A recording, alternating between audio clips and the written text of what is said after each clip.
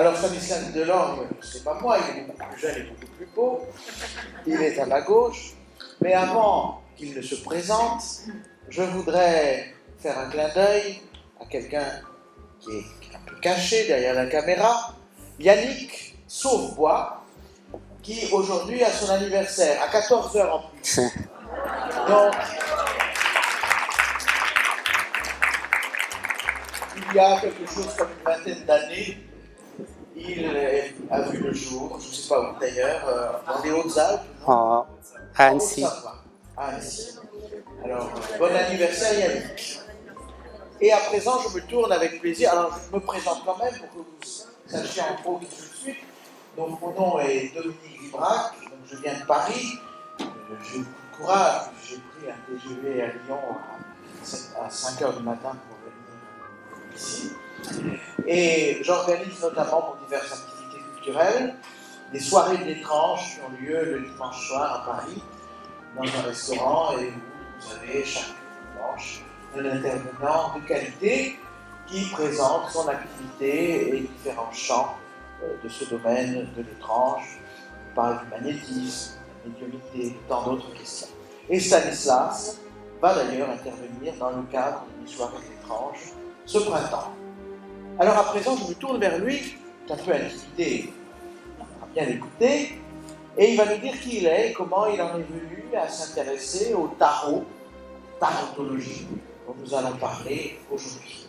Alors Stanislas, est-ce que tu peux, en quelques mots, nous rappeler, nous dire ton parcours? Bonjour à tous, très heureux d'être à Salon de Provence, commune que je découvre pour la première fois.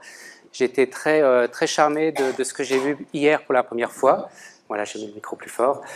Voilà, très jolie ville que je vais découvrir encore ce week-end. J'espère avoir le temps parce que je vais partir demain soir vers 18 h. Donc j'aurais bien voulu aller au musée en sachant qu'il est ouvert de 14 h à 18 h ce week-end. Donc je ne sais pas si j'aurai le temps, mais ça sera un plaisir d'aller voir ce musée Nostradamus. Je crois que certains d'entre vous pourront également y aller. Voilà, et sinon, moi j'exerce depuis une vingtaine d'années. J'étais originaire de la Bourgogne, plus particulièrement Paray-le-Monial, en Saône-et-Loire, et je suis monté à Paris depuis une huitaine d'années pour exercer mon activité. Je n'ai pas été à titre professionnel à Paris, c'était surtout un choix sur un plan personnel. Et professionnellement, j'ai eu des opportunités. Par exemple, je participe depuis mon arrivée à Paris à une émission de télévision de voyance en direct qui est sur la chaîne IDF1, qu'on peut retrouver sur toutes les box internet. Et également, s'il y a des gens qui sont de Paris, c'est sur le canal, je crois, 22. Et donc l'émission s'appelle ID Voyance, qui a lieu du lundi au vendredi à 14 h sur cette chaîne. Voilà, donc j'interviens pas tous les jours, j'interviens 1 ou 2 fois par mois pour cette émission, et donc c'est de la voyance en direct, et des personnes téléphonent au standard et posent des questions en direct, et j'utilise le tarot de Marseille qu'on va découvrir tout à l'heure, un tirage de 4 cartes bien souvent pour répondre aux questions. Alors tu tiens également un site internet. Oui. Dont tu peux nous dire quelques mots. Alors le site internet s'appelle guidedelavoyance.com. C'est un site d'information sur le monde de la voyance, des arts divinatoires, que j'ai créé il y a 11 ans maintenant. Et dans le but, au départ, c'était le début d'Internet, et c'était de mettre en avant un annuaire de voyants et astrologues classés par département. Donc, chose a été faite. Et puis après, le site s'est étoffé avec des articles, des interviews. Donc, il y a un bon nombre de mes confrères, consoeurs qui sont référencés sur ce site. Voilà, et puis maintenant on instaure de la vidéo, donc vous allez pouvoir retrouver certaines conférences qui ont été enregistrées comme aujourd'hui sur ce site, et des interviews en vidéo, comme Angélique qui est présent également sur ce festival. Il y a un reportage vidéo la concernant. Voilà, et donc ce site continue à se développer dans son contenu hebdomadairement. Alors pour en revenir à toi, oui. Et au témoignage que tu vas nous donner, comment es-tu entré dans cet univers fascinant et mystérieux? Domaine de la voyance, moi j'ai toujours, je pense que dès l'âge de 14-15 ans, je savais que j'allais être voyant. Je savais que j'allais faire un autre parcours professionnel au départ et que j'allais arrêter. Donc 14-15 ans, c'était un petit peu trop tôt pour s'installer. Voilà, donc j'ai attendu l'âge de 20 ans pour m'installer. Et donc j'ai suivi des études jusqu'à l'âge de 20 ans. Et jusqu'après obtenu mes diplômes, j'ai pas été plus loin, j'ai pas exercé en fait. J'étais dans l'hôtellerie et restauration, j'ai été jusqu'au bac professionnel et j'ai pas été plus loin. Et donc dès l'instant que j'ai mes diplômes, je me suis installé en tant que voyant en Saône-et-Loire. Et j'ai mis une petite annonce dans un journal et puis j'ai eu du monde très très rapidement. Donc ça s'est su très rapidement en fait. Le bouche à oreille, Le bouche à oreille, j'ai très vite fait de la radio, tout de suite la première année de mon installation. J'avais une émission hebdomadaire sur une radio locale, pareil, les gens appelaient et posaient des questions en direct. Alors tu vas nous parler aujourd'hui d'un sujet qui intéresse tout le monde, probablement la tarologie. Tout à fait. Alors une petite chose que je voudrais parler, j'ai aussi fait des expériences dans des lieux hantés. Voilà. Donc pour également un documentaire sur Internet, on a fait plusieurs épisodes. Et ma mission, c'était d'aller dans des châteaux, dans des maisons de particuliers qui avaient des ressentis un peu étranges. Donc on me mettait dans un train et on me disait pas où j'allais. Donc je savais pas du tout la destination. Et on me reprenait à l'arrivée avec une voiture. Et j'allais dans le lieu et j'interprétais tout ce que je ressentais par rapport à l'historique du lieu, le passé, le présent, et si ce lieu était positif ou négatif, si vraiment il y avait des choses à faire ou à ne pas faire. Voilà, c'est une expérience très, très enrichissante. Et il m'est même arrivé, avant d'arriver sur le lieu, déjà dans le train, d'être en connexion avec le lieu. C'est-à-dire, je prenais une feuille de papier, je griffonnais des petits croquis, j'avais déjà fait le plan du lieu, de la maison, des endroits. Et quand j'avais fait ça, j'ai dit à l'équipe de tournage, venez à la sortie du train avec une caméra, ce qu'ils n'avaient pas l'habitude de faire. J'ai quelque chose à vous montrer avant d'arriver sur le lieu. Et je leur ai décrit le lieu dans la voiture avec la caméra et le croquis que j'avais fait. Et c'était très représentatif. C'est merveilleux tout ça. Et aujourd'hui, nous allons donc parler de la tarologie, du tarot. Alors d'abord, le mot tarot, T-A-R-O-T, il y a plusieurs origines du mot. Ça vient de tarocchi en italien. Certains disent que ça vient de tarocchi, viendrait de tara. Ce serait quelque chose qu'on met de côté. Donc l'idée d'une carte qu'on prend, qu'on met de côté en réserve.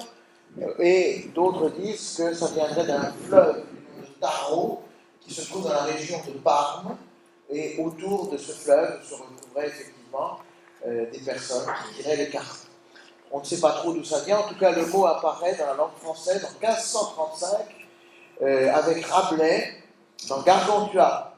Le jeune enfant Gargantua joue aux cartes et Rabelais écrit « il joue au tarot ».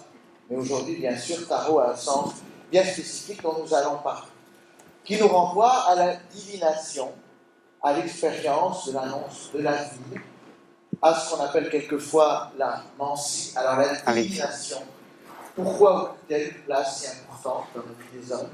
Ça a toujours été, depuis tous les peuples anciens. On faisait souvent la divination par l'observation de la nature, le vol des oiseaux, la couleur du ciel, les nuages, la divination à travers la fumée, les cendres. Voilà, il y a beaucoup de mancies comme cela. Des mancies, il en existe des centaines, voilà, qu'on n'utilise pas en consultation, car faire de la fumée ou avoir des cendres en consultation, c'est pas forcément pratique. Voir le ciel, c'est pas toujours idéal à Paris. Les entrailles des animaux non plus. Oui. Le cas des aruspices et des augures dans l'Antiquité. Voilà. Et depuis tout le temps, les hommes ont cherché à savoir de quoi se refait demain et pour pouvoir anticiper sur les événements. Voilà. Et parmi les supports, Madame Irma avec le marc de café, etc. Oui. Donc ça existe encore? Bah, le marc de café, oui, ça existe encore. Alors, il y en a très peu, à ma connaissance, qui l'utilisent en consultation. Je crois qu'il y a une ou deux personnes dans mes connaissances qui font de la cafédéomancie. Voilà, c'est très intéressant. Maintenant, ça demande un petit peu de préparation. J'ai eu la curiosité, avant de venir pour la conférence, d'aller sur Internet, sur Dictionnaire. Oui. Et ils mettent aussi les préfixes et les suffixes. Donc j'ai regardé Mancy et tous les mots qui finissent par Mancy. Ah, il y en a une centaine.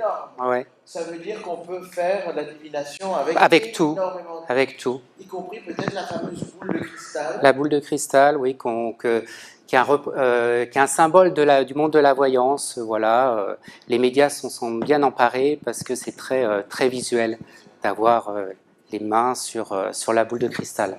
Alors pour parler de la boule de cristal, on voit absolument rien dans la boule de cristal. C'est pas un écran de télévision, hein, donc tout se passe dans la tête et on voit des images, mais pas à l'intérieur même de la boule. Alors souvent les boules de cristal sont en verre, c'est pas une véritable boule de cristal, mais c'est une boule de verre bien souvent.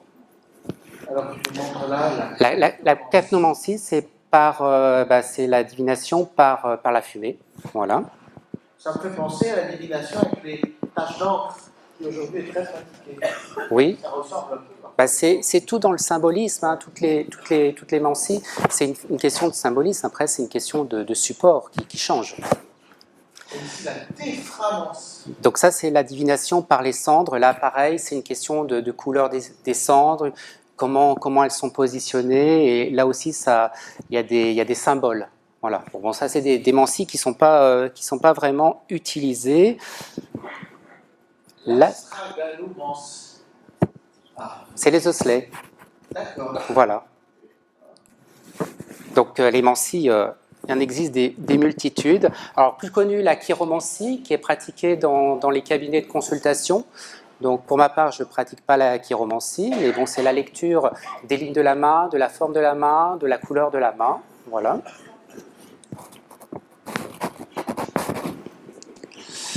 La cafédomancie dont on parlait tout à l'heure, donc la cafédomancie, c'est une interprétation. Alors déjà, il faut faire un café dit à la turque. Voilà. Donc avec le marc et tout ça, on boit le café. Normalement, le consultant boit le café et retourne la tasse. Et après, ça laisse des images aussi bien dans la soucoupe que dans la tasse. Et après, c'est aussi du symbolisme, toujours pareil. Si je puis me permettre, il y a des personnes derrière qui n'ont pas l'air d'oser rentrer. Il y a des places encore, ici ou là. N'hésitez pas à entrer et à vous rejoindre. Alors ensuite, l'encromancie, les taches d'encre, pareil, on fait quelques taches sur une feuille, on plie la feuille en 4 bien souvent, et on déplie et ça laisse une image, après libre à son interprétation au niveau des symboles. Alors, taratologie, est-ce que c'est synonyme de voyance finalement ? Alors, voyance et tarologie, c'est deux choses différentes. La voyance, alors pour ma part, la voyance, c'est à la fois auditif, c'est à la fois visuel, et ça peut être à la fois olfactif. Donc, pour ma part, c'est souvent auditif. Souvent, quand je suis en consultation, on me dit que... Alors, il y a des gens, ils me disent, mais qui vous dit ? Donc, voilà, j'ai pas de nom, mais je dis, on me dit que... Voilà, ou sinon je dis je vois ou je ressens. C'est souvent les mots que j'utilise en consultation. Un conférencier précédent ce matin nous a dit qu'il entendait des choses. Donc effectivement, c'est quand même très différent simplement d'une pensée qu'on peut avoir.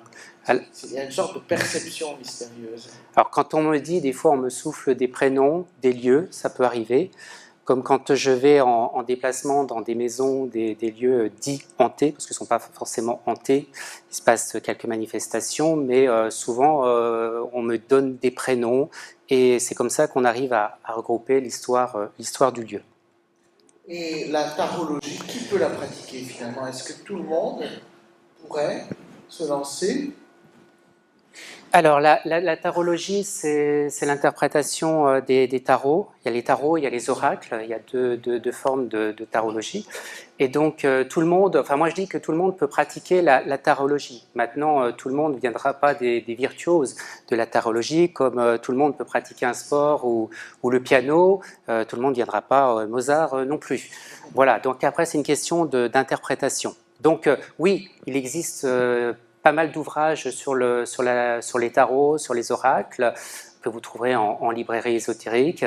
Il y a aussi des personnes qui donnent des formations comme Véronne, qui est présente sur ce festival. Elle donne des formations sur l'oracle de Béline. Pour ma part, je ne donne aucune formation. Et elle donne des formations, je crois, sur Paris. Et nous avons aussi Alexis Tournier, qui est un voyant de Lyon, qui donne également des formations sur l'oracle de Béline, sur le tarot de Marseille et sur les perceptions extrasensorielles. Voilà, c'est une approche au monde de la voyance. Après, le tarot peut amener à la voyance. Donc certains peuvent développer effectivement des dons de voyance par l'intermédiaire du support qui est le tarot ou les oracles. Véronne, d'ailleurs, dont Stanislas vient de parler, interviendra avec moi demain après-midi, ici même, pour nous parler de la voyance. Ensuite, alors ouvert à tous, bien entendu, on peut perfectionner sa pratique. Tout à fait. À force. Faut pratiquer pour avoir effectivement l'expérience. Donc peut-être au début, vous aurez forcément pas toujours des bons résultats. Donc il faut persévérer. Après, la divination par les tarots, les oracles, c'est une question d'interprétation. Donc il faut savoir lire les cartes et les assembler les unes aux autres en fonction du tirage qui aura été choisi. Donc telle carte ne veut pas dire telle carte, telle chose, comme est marqué dans le livret explicatif que vous avez à l'intérieur. Il faut essayer d'aller beaucoup plus loin que l'interprétation succincte dans le livret. Alors oui, savoir lire, comprendre, interpréter les cartes, mais alors ça nous renvoie au jeu de cartes. Tout à fait. Alors comment peut-on choisir un jeu de cartes? Imaginez, je veux me lancer maintenant, et puis je me dis, mais qu'est-ce que je vais acheter? Comment je vais faire? Qu'est-ce que je vais choisir? Avant de parler des jeux de cartes, je voudrais simplement dire que le tarot, l'oracle, c'est un intermédiaire entre le voyant et le consultant. Pour ma part, je peux me passer de supports tels que les tarots, les oracles en consultation, mais bien souvent, le consultant a besoin de ce support. C'est une forme d'intermédiaire et si je n'utilise pas, il m'est arrivé d'avoir ce genre de remarques en consultation. Au bout d'une heure de consultation, on me dit « mais vous n'avez pas fait les cartes, vous n'avez rien fait ». Alors que j'avais parlé pendant une heure, voilà, sans support et voilà. Donc c'est un petit peu une anecdote que j'ai eue, mais c'est pas essentiel effectivement à la consultation quand on est voyant pur. Mais ça peut peut-être... Après, ça apporte des informations. Ça rassure, ça apporte des informations complémentaires. Voilà, ça apporte des informations complémentaires à la consultation. Alors, pour la question choisir son jeu. Alors, des jeux, il en existe une multitude, il y en a des centaines sur le marché. Beaucoup se ressemblent les uns aux autres aussi. Il y a beaucoup de répliques du tarot de Marseille. Moi, j'en ai deux ici, un qui a été fait par Yagel Didier et un autre par Jean Didier. Même nom, Didier. C'est tout à fait un hasard. Voilà, donc les plus connus sont le tarot de Marseille, l'oracle de Béline, on a aussi l'oracle de la Triade, on a le jeu de Mademoiselle Lenormand, qu'est-ce qu'on a à l'image voilà, enfin voilà, des tarots, il en existe toute une multitude sur le marché. Et alors, comment choisir son jeu? Alors, le mieux, c'est de se rendre dans une librairie ésotérique. Vous en avez ici sur le festival, si vous voulez vous familiariser avec les jeux. Alors, moi, je vais vous présenter trois jeux. Je vais vous présenter l'oracle de Béline, l'oracle de la Triade et le tarot de Marseille. Après, c'est une question d'affinité entre vous et le jeu. Je sais qu'un bon nombre de mes confrères utilisent l'oracle de Béline. C'est un jeu que vous allez retrouver très souvent dans les cabinets de consultation, qui est un très joli jeu. Il paraît que très simple, mais moi je ne l'utilise pas parce que je n'ai pas vraiment d'affinité avec ce jeu. Donc peut-être vous, si vous acquérez ce jeu, eh bien vous allez avoir cette affinité. En fait, c'est une question d'affinité, c'est une question de coup de cœur. Je pense qu'il faut que quand vous achetez un jeu, il faut prendre le jeu dans les mains, il faut regarder un petit peu les cartes, et si elles vous inspirent, si elles vous parlent, si elles vous disent quelque chose, eh bien ce jeu est peut-être fait pour vous. Alors souvent, il y a un petit livret explicatif à l'intérieur du jeu qui permet d'avoir une base des différentes cartes et également des différents tirages possibles avec ce jeu. Souvent, je conseille d'acheter un livre un petit peu plus complet qui permettra de mieux connaître le jeu que vous aurez entre les mains. Voilà, après vous pouvez aussi l'acheter sur Internet. Maintenant, Internet permet de visualiser le jeu d'une façon très très bien. On peut voir parfaitement les cartes. Maintenant, mieux vaut le contact direct, comme on dit souvent en consultation. Alors oui, une consultation. Qu'est-ce qui se passe dans une consultation? Comment ça se passe là, concrètement?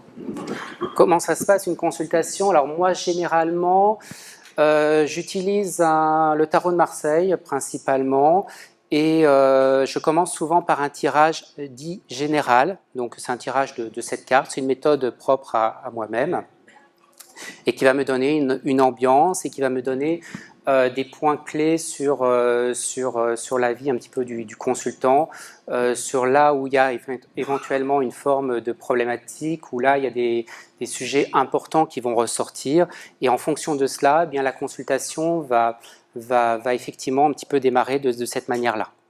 Alors, il y a des méthodes de tirage, tu peux nous dire un peu plus?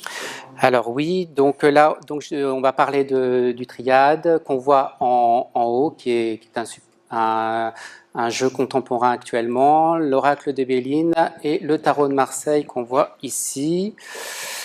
Alors les méthodes de tirage, eh bien, je vais vous en présenter 3. Alors ces méthodes de tirage peuvent se faire avec n'importe quel jeu. Donc, que vous achetez Tarot de Marseille, que vous achetez l'Oracle de Béline, l'Oracle de la Triade, peu importe le jeu, c'est souvent des méthodes de tirage que vous retrouverez dans les cabinets de consultation. Le plus souvent utilisé, c'est le tirage de 4 cartes, donc qui permet d'avoir une réponse à une question bien précise. Alors je dirais, plus la question sera précise, plus vous obtiendrez une réponse précise. Voilà, et suivant la position, alors ce n'est pas une lecture uniquement de carte à carte, c'est l'interprétation d'ensemble, et là, par exemple, la première carte va parler du passé, la deuxième carte va parler des influences extérieures, la troisième va donner un petit peu les sentiments, et la quatrième carte, le résultat à la question. Bien souvent, on peut aussi utiliser une cinquième carte si on n'a pas vraiment une réponse claire dans ce tirage. Voilà, ça c'est une méthode qui est très utilisée également en radio, en télévision. Je me rappelle à l'époque, Didier Derlich utilisait ce tirage de 4 cartes lors de ses émissions de RTL. Didier Derlich que j'ai pu rencontrer dans l'Allier quand il habitait dans l'Allier, puisqu'on était département voisin. Voilà. Tout à fait. Et donc avec lui, il faisait des tirages de 4 cartes du tarot de Marseille, et il était aussi un excellent astrologue. Il y a une phrase un peu que tu aimes citer, que tu as écrite toi, je pense, qui résume un peu ce que tu veux nous dire peut-être. L'interprétation est un art, mais la consultation est un acte d'amour. Alors oui, interpréter les cartes, c'est un art, parce que voilà, il ne suffit pas de relire ce qui a été dit dans les livres. Il faut aller beaucoup plus loin, il faut faire fonctionner son intuition, et pourquoi pas le don de voyance, si vous l'avez. Enfin, don de voyance, moi je ne parle pas de don de voyance, je parle de capacité extrasensorielle ou de capacité à la voyance. Parce que moi, je dis pas que c'est un don, je dis qu'on a tous quelque chose en soi, après à chacun de développer ses capacités. Donc je ne parle pas vraiment de don. Et la consultation, un acte d'amour, eh bien parce que la consultation, il faut aimer les jeux et les gens, il faut rentrer dans le vif du sujet, la consultation ne se résume pas uniquement à la prédiction, elle se résume aussi à au conseil, à l'écoute. Il y a une forme d'approche. Une consultation, c'est un échange avant tout. C'est un échange entre le consultant et le praticien. Voilà, ça doit être un moment important. C'est pour ça que je dis que c'est un acte d'amour. C'est pas une phrase de moi, c'est une phrase de Yagel Didier aussi. Voilà. Rendons à César ce qui est à César. Oui. Voilà. Ça sera marqué d'ailleurs dans le prochain visuel.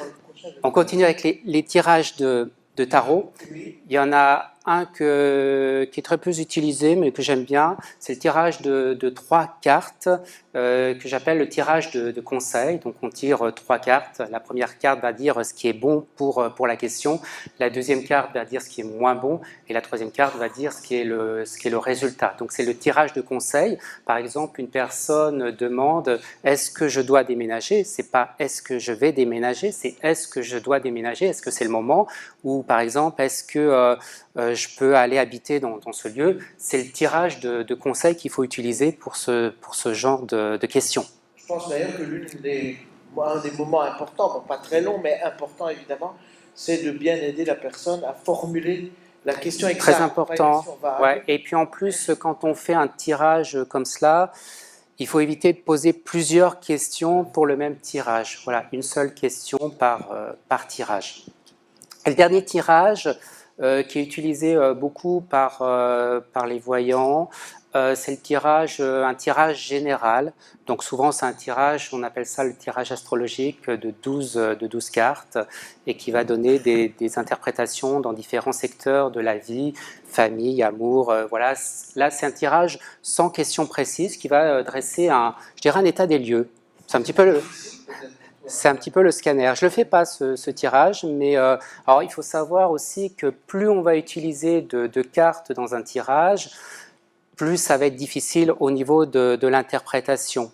Donc voilà, si vous commencez avec les oracles ou les tarots, eh bien, utilisez un tirage à 2 cartes, par exemple, ça ira très bien. Soit vous tirez 2 cartes, soit vous prenez la coupe, la première carte et la carte du dessous, et qui vous fera votre tirage à 2 cartes. Alors évidemment, quand on va consulter, on se dire « Ouh là là, j'espère qu'il ne va pas tirer une mauvaise carte ». Est-ce qu'il y a des bonnes, des mauvaises cartes? Comment ça se passe? Alors, est-ce que cette carte vous inspire? Est-ce que cette carte vous dit du positif ou du négatif? Comment?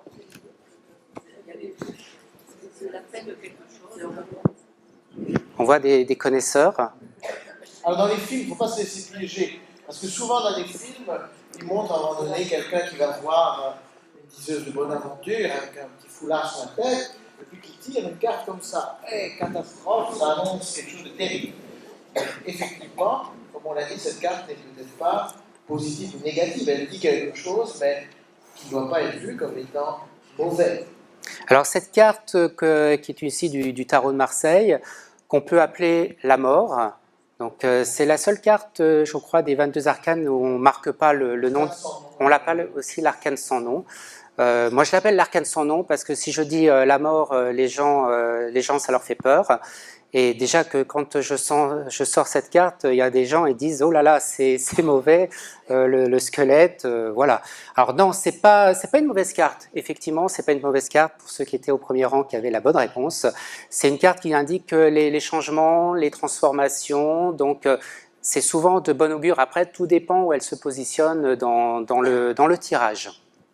Voilà, donc il y a effectivement de temps en temps des mauvaises cartes aussi, mais celle-ci en démonstration, qu'on m'a fait souvent la remarque, si c'était une mauvaise carte, donc voilà, je l'ai mis. Il y a peut-être aussi, il faut se défier, je ne sais pas, je pose cette question très naïvement, du ressenti émotionnel qu'on peut avoir par rapport au graphisme des cartes. Oui. Quelqu'un qui voit cette carte et dit « Ah, mais cette tête-là, je n'aimerais pas la rencontrer forcément dans une rue obscure à la nuit. » Et donc...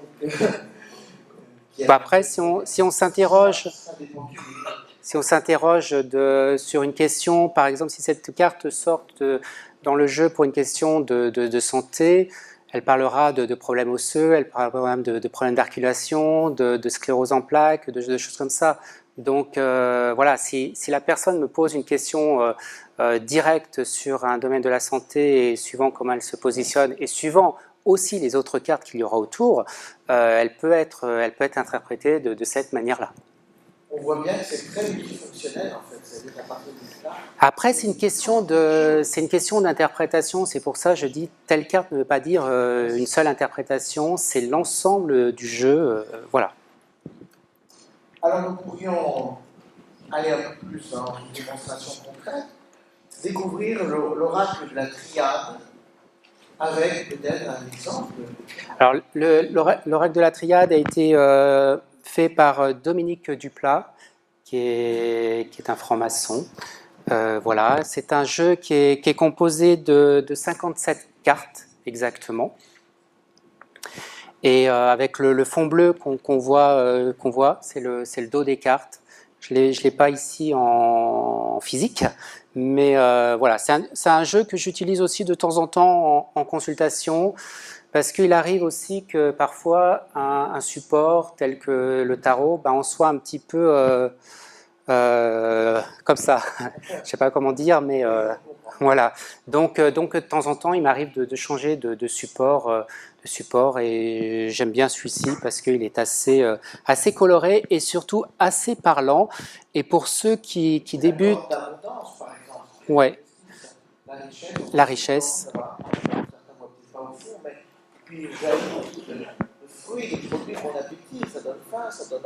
Et pour ceux qui veulent utiliser pour la première fois un oracle, c'est un support que je conseille. Voilà, la triade, c'est la Sainte Trinité, c'est le chiffre 3, c'est le Père, le Fils et le Saint-Esprit. C'est le symbolisme de ce support. Alors là, je vous montre un petit peu quelques cartes. Donc le choix, c'est souvent quand le consultant est face à un choix, face à une décision, c'est le carrefour, on voit. Le point blanc, c'est le carrefour, il y a des moments de décision à prendre. Voilà, c'est une interprétation assez réduite, mais la tentation, c'est le côté désir. Après, vous faites marcher votre intuition, mais ça, c'est les premières bases de l'interprétation. Le sceau, c'est la signature, c'est les contrats, c'est tout ce qui va être acquis. Alors après, tout dépend de comment est associée cette carte avec d'autres cartes. Hein. Si elle est associée avec la tentation, il faut faire attention, il peut s'agir d'un mauvais contrat. Voilà. L'amour, eh bien sûr, elle peut parler d'amour, elle peut parler de sentiments. L'amour avec la carte de la tentation, pour la reprendre, si on associe les deux cartes, eh bien ça représente l'infidélité, ça représente la relation extra-conjugale. Et si on parle sur une question professionnelle, eh bien c'est quelque chose de très fort sur un plan professionnel. On ne va pas faire toutes les cartes parce qu'il y en a 57. La carte de l'épreuve, c'est les obstacles à surmonter. On voit qu'il y a un labyrinthe, on voit qu'il y a un chemin un petit peu semé d'obstacles, donc ça va être un petit peu compliqué. Donc si on associe par exemple la carte avec le choix et les épreuves, ça veut dire que les choix et les décisions ne seront pas forcément des plus simples à prendre, et qu'on prenne une ou deux décisions, bien ça sera semé un petit peu d'embûches. Il y a des numéros en bas. Oui, il y a des numéros, c'est les numéros qui représentent les cartes. Voilà, après on a la carte du voyage, la carte du retour qui représente un retour sur des événements passés.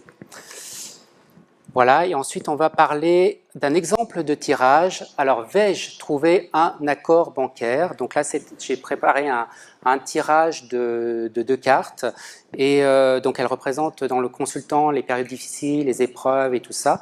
Et la deuxième carte indique la signature, donc un accord, une solution bancaire qui peut arriver à la personne qui pose cette question. Ce serait peut-être pas la même chose si on avait commencé par tirer sceau et ensuite épreuve. Oui, ça serait pas la même chose, effectivement, ça serait complètement inversé. Donc ça voudrait dire que les difficultés arrivent, ou seront encore pires. Alors voilà, je disais qu'il y a des livres qui existent autour de chaque oracle ou tarot. Et donc le livre de Dominique Duplat, je pense qu'on trouve toujours dans les librairies ésotériques, est très, très bien fait. En plus, c'est l'auteur du jeu, donc il faut lui faire confiance. Et ils sont très bien expliqués, toutes les cartes sont bien détaillées, et avec également des méthodes de tirage. Et c'est aux éditions du Gange. Alors, on peut peut-être parler d'un deuxième oracle, l'oracle de Bélin, ça vient de Marcel Bélin, qui a vécu il y a plus longtemps, au XXe siècle, et ça nous renvoie aussi à un autre personnage justement, le mage Edmond. Le mage Edmond, voilà. Alors l'oracle de Bélin, comme je disais, c'est le support qui est un support très ancien, qui est un support très, très utilisé. Vous le verrez par rapport au dos des cartes avec les petites étoiles, un fond bleu avec des petites étoiles. Et donc c'est un très bon jeu pour ceux qui veulent se lancer dans les oracles. Donc on voit ici le mage Edmond qui est de Lyon exactement, et je crois que ça tombe est toujours Pouilly quelque chose, Pouilly sur Serein apparemment. Voilà, il fut un grand voyant à Paris, avait consulté Alexandre Dumas, Napoléon III le consultait, également Victor Hugo. Oui, auquel il a annoncé son exil. Exactement, et peu de temps, Victor Hugo est exilé. Et Napoléon III, il lui a annoncé qu'il serait prisonnier à Sedan voilà. En 1870. Donc c'était quelqu'un de très connu. Et il a décrit en 1854, il a donné une description très précise de la guerre de 14-18. Et donc c'est en 1845 que l'oracle Edmond, qui s'appelait Edmond en fait, est né, en fait, a été créé, et il utilisait ce support pour ses propres consultations. Il était très jeune, il avait 16 ans. D'accord.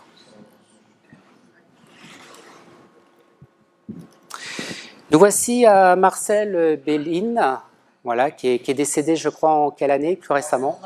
94.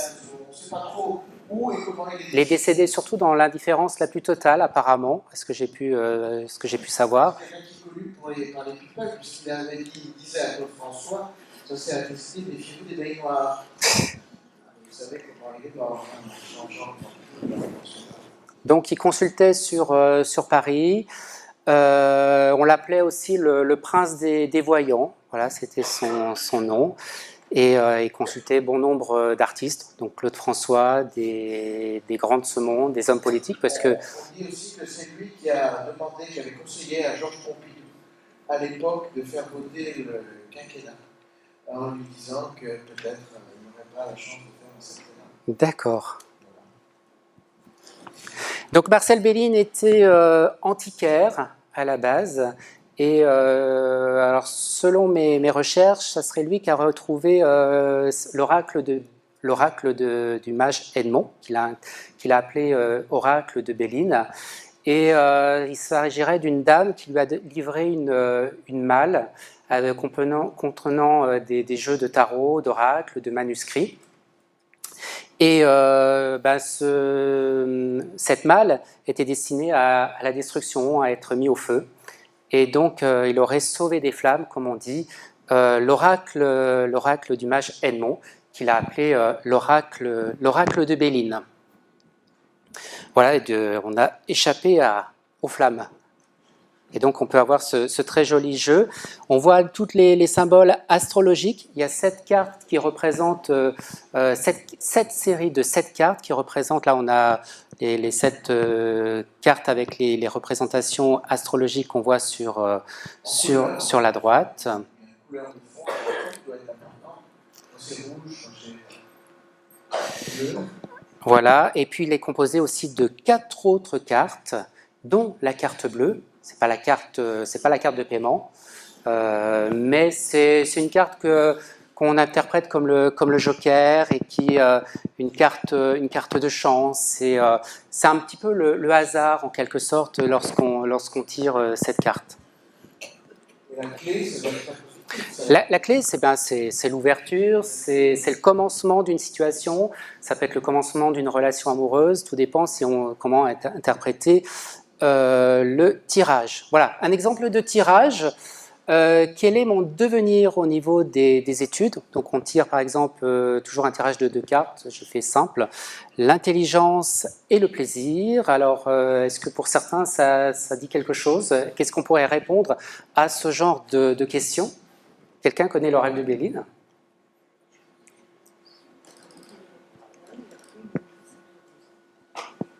Voilà, il dit, je veux dire parce que on l'a peut-être pas entendu, pour beaucoup de travail, de l'intelligence et du travail, et ensuite une réussite heureuse. Alors moi j'aurais tendance à dire, bon, vu la question quel est mon devenir au niveau études, c'est plutôt un choix d'orientation par rapport à la question. Donc la personne a l'intelligence d'avoir des études, de faire des études, d'aller très loin, donc il a l'esprit pour cela.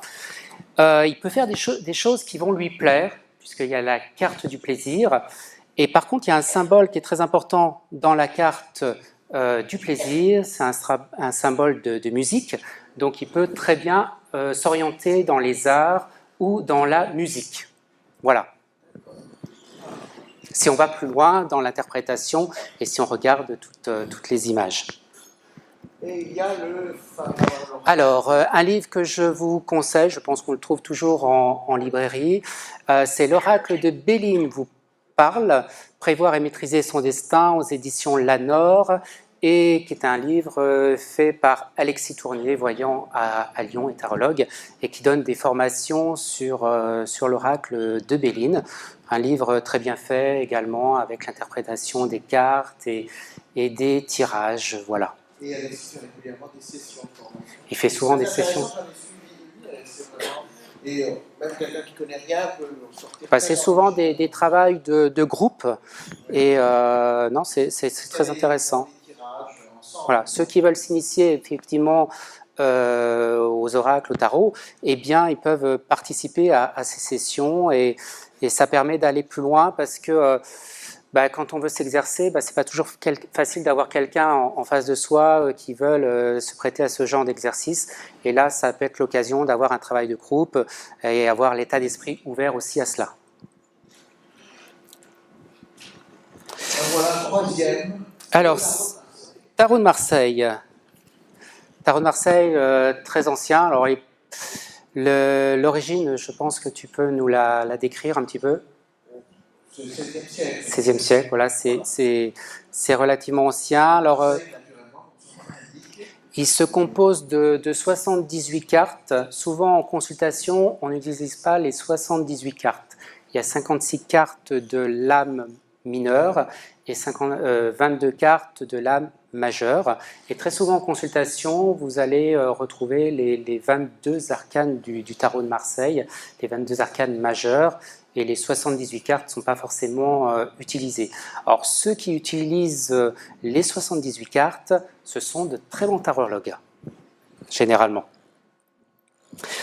Donc voilà, ça c'est les arcanes majeures. Elles sont composées de 22, donc souvent représentées par des personnages. Et donc la seule où il n'y a pas d'inscription, c'est l'arcane sans nom, la mort. C'est la seule carte. Et numéro 13, oui aussi. Oui. Voilà, donc après c'est une question d'interprétation les unes entre elles. Voilà, je ne vais pas rentrer en détail dans chaque carte, mais c'est un support que j'ai utilisé dès mes débuts. Et moi, on peut aussi l'utiliser d'une méthode à l'endroit ou renversée. Donc, c'est-à-dire quand on mélange le jeu, de les mélanger droite, on les brasse dans tous les sens. Et le fait d'avoir des cartes à l'envers va donner encore plus de sens à l'interprétation. Donc, va donner une signification supplémentaire. On parle beaucoup d'un tirage en croix. Oui. Je l'ai dit tout à l'heure, le tirage en croix, ça permet de répondre à une question précise. Voilà, l'état d'esprit du consultant pour la première carte, la deuxième carte, les obstacles, la troisième carte, les influences extérieures, la quatrième carte, le résultat, et on peut rajouter une cinquième carte, une sixième carte si besoin est. Et puis, on peut aussi développer, chacun peut développer sa propre méthode de tirage aussi. Hein. C'est pas parce qu'on dit de faire comme ça qu'il faut faire comme ça. Le pendu, c'est souvent une carte qui annonce un état de crise, d'épreuve, de difficulté. Alors après, tout dépend où elle va se représenter cette carte. Si elle se représente en première carte, c'est l'instant présent. Ça veut dire que, voilà, que la personne est dans une phase très délicate. Et l'amoureux peut parler aussi de choix, de décision. On voit deux personnes et ça peut indiquer également une question de choix. Le battleur symbolise toujours, bien souvent, le travail. On y voit un homme jeune, on y voit un petit établi avec des outils. Donc c'est pour ça qu'on l'interprète souvent au travail. On peut aussi, au jeu également. On voit le mât avec son petit baluchon qui s'en va. Donc c'est souvent une notion de déplacement, de voyage. Voilà, c'est une notion de départ. En haut, il y a une maison. C'est la maison de Dieu. Voilà. La maison de Dieu, ça veut dire que tout s'effondre. Donc on voit deux petits bonhommes qui tombent de la tour. Donc l'interprétation d'une façon générale indique qu'il y a quelque chose qui s'effondre. Ça peut indiquer une rupture de travail, ça peut indiquer une rupture amoureuse aussi. Et juste à côté, il y a quand même le diable. Alors le diable représente la sexualité, très souvent, les relations troubles, les relations ambiguës, les relations extra-conjugales. Voilà, dans ce domaine-là, c'est souvent cette carte qui est associée. Voilà, un peu, si on parle d'une question de travail, il peut indiquer des relations troublées avec certains collaborateurs et de faire attention. C'est une carte qui représente aussi la méfiance. À un moment donné, il y a quand même le pape qui apparaît là avec sa tiare. C'est une bonne carte, c'est une très bonne carte. C'est la carte c'est la carte qui domine. C'est la carte de la réussite, c'est la carte de la bénédiction. Ça veut dire que, il y a quelque chose qui se traduit par quelque chose de concret, un contrat. Voilà. Puis ça peut symboliser le mariage, puisque c'est aussi une question de contrat. Et bien, on va faire une démonstration pour un tirage du tarot, puisque c'est marqué. Hein. Donc, s'il y a une personne qui veut poser une question, on peut faire soit le tirage de 4 cartes, soit le tirage à 3 cartes, si c'est une question de conseil. Donc il y a un micro dans la salle, il suffit de lever la main, et il y a une personne qui a levé la main, la première.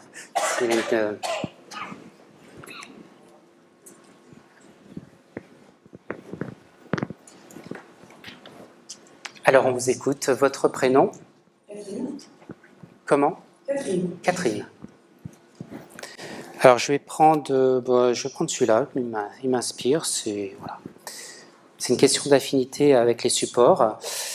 Alors je vais mélanger le jeu pendant que vous pensez que vous allez poser votre question, parce que bien souvent il faut se concentrer sur la question pour le tirage. Voilà. Alors je vous écoute pour votre question, plutôt comme je disais tout à l'heure, plus elle sera précise, plus vous aurez une réponse précise. Alors, c'est un peu basique, mais bon, je vais répéter quand même. Est-ce que je vais avoir une évolution professionnelle au sein de mon entreprise prochainement ? D'accord.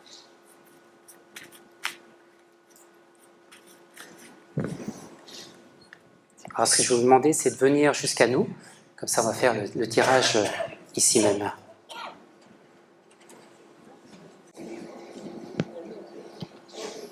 Donc là, il sera plutôt question de tarologie avant tout que de voyance, hein, puisque c'est la démonstration. Donc je vous laisse couper le jeu. Voilà, souvent je regarde de la coupe, ça m'arrive. Donc c'est l'étoile, c'est plutôt bon signe en tous les cas par rapport à la question. Alors je pose le micro.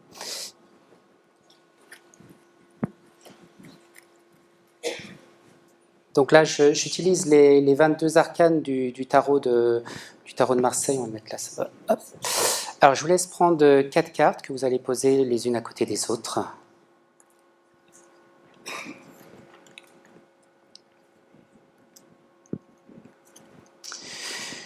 Alors, nous avons la papesse, le battleur, la maison Dieu et le monde.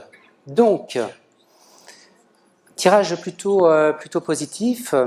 Donc, la papesse qu'on représente ici, ce n'est pas le vrai tarot de Marseille, c'est le tarot de Marseille de Yagal Didier. La papesse peut interpréter qu'il y a quelque chose à apprendre de nouveau, qu'il peut y avoir une formation à accomplir, il y a quelque chose à faire pour aller à cette évolution professionnelle. Donc ça, c'est ce qui ressort en premier lieu, où il y a des... Alors si ce n'est pas une formation, ça peut indiquer ou des tâches administratives ou des démarches à faire, parce que ça ne viendra pas tout seul. Il y a quelque chose qui... Oui, dommage. Mais bon, il faut un petit peu d'effort quand même. Voilà, le battleur, c'est la carte qui symbolise bien souvent le travail, un homme jeune. Je ne sais pas si vous avez un responsable qui pourrait être un homme jeune. Voilà, donc si c'est le cas, eh bien, elle pourrait dire qu'il faut peut-être passer par cette personne par rapport à cela. La maison Dieu en troisième carte indique que ça va être difficile, ça ne va pas être quelque chose de simple, donc vous n'accédez pas forcément à cette évolution très rapidement. Il y a un certain nombre d'obstacles à passer, d'épreuves à passer, ou alors c'est un souci d'ambiance ou relationnel, ou de jalousie, ou quelque chose comme ça, où il y a des bâtons dans les roues, ou plutôt une femme, en tous les cas, qui pourrait vous semer un petit peu d'ennui. Et là, c'est plutôt de la voyance que je ressens, et voilà, je n'irai pas plus loin.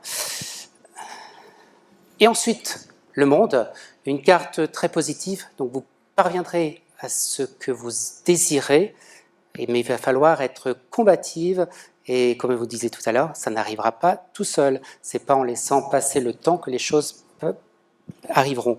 Il va falloir jouer de persévérance, de patience, et garder une attitude positive dans toutes les circonstances, même si on cherche à vous déstabiliser, parce qu'on le cherchera.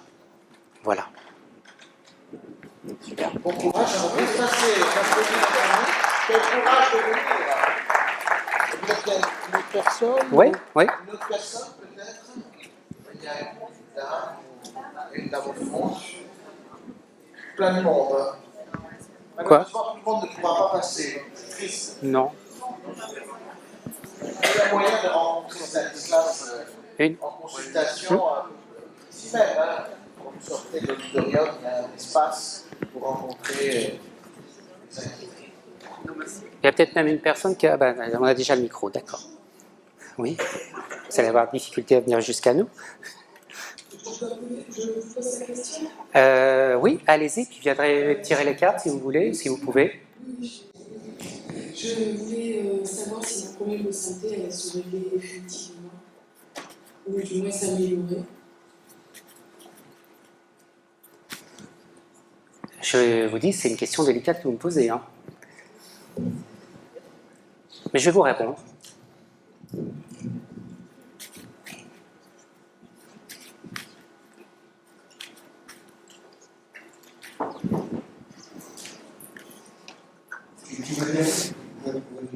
Oui, ou juste sur la table là, si ne veut pas monter les marches. Alors, pour les questions de santé, là sur la table, là, c'est bien. Pour les questions de santé, je disais, c'est une question délicate parce que je ne suis pas trop pour la voyance, pour ce genre d'expérience. Les questions de santé, c'est souvent relatif aux médecins, et donc voilà, je vais donner mon interprétation. Après, l'interprétation finale, c'est le médecin avant tout. Alors, je vous laisse couper le jeu. Oui ?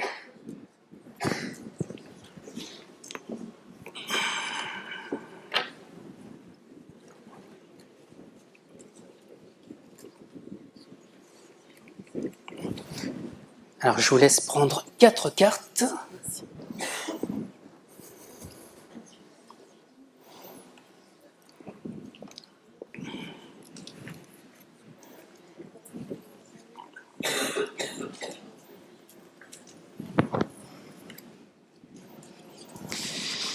Alors, nous avons 4 cartes, le diable, le battleur, la papesse et l'ermite. Donc, le diable parle d'elle-même déjà pour commencer. Donc, ça indique quand même les difficultés qui sont relativement assez prononcées déjà, je dirais, depuis plusieurs années. Donc, pour moi, c'est pas quelque chose qui ressort de récent. Donc, je sens quelque chose. Enfin, je sens. Voilà, je vais pas aller en termes de voyant, mais je suis plutôt là en termes de tarologue. J'ai tendance à dépasser un peu les choses, hein, mais bon, voilà, c'est l'instinct de la consultation.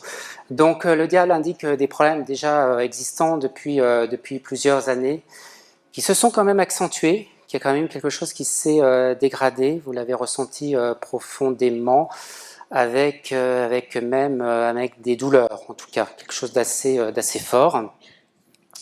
Le battleur qu'on retrouve tout à l'heure en deuxième carte, donc il y aura un médecin plutôt masculin qui pourrait être utile, favorable par rapport à vos problématiques, quelqu'un qui vous suivra de près, quelqu'un auquel je sens je ressens encore une question de confiance en tous les cas. Voilà. La papesse, eh bien, c'est les périodes d'examen, c'est toujours un petit peu ce côté-là qui ressort. Donc ça indique des examens, ça indique pas mal de choses à suivre. Donc vous êtes déjà, je pense, dans un suivi médical assez régulier. Et l'ermite représente parfois un petit peu la solitude. Donc face à vos problèmes de santé, vous avez tendance un petit peu à vous isoler. Vous avez tendance également à ne plus vivre comme vous aviez l'habitude de vivre, à moins sortir, voilà. Donc il faut essayer de sortir de l'isolement. Après, c'est pas évident parce que face à vos problèmes de santé, et ça indique souvent une question de temps et de patience. Par contre, on va retirer une autre carte parce que c'est pas suffisant. Pour moi, la réponse n'est pas suffisante et on sent que c'est long. Ça sera relativement long parce que l'ermite indique souvent une notion de temps. La maison Dieu, c'est pas la carte la plus facile. Donc voilà, sincèrement, il n'y a pas de miracle par rapport à vos problèmes.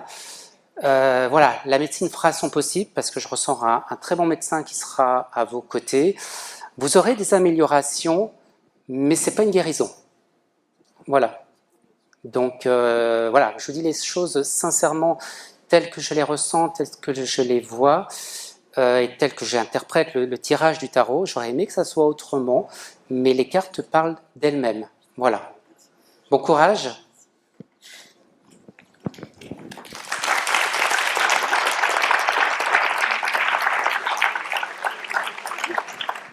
Je voulais terminer aussi avec cette dame, de cultiver toujours la pensée positive, d'être positif, de penser à vous, d'essayer toujours de vous faire plaisir malgré la maladie.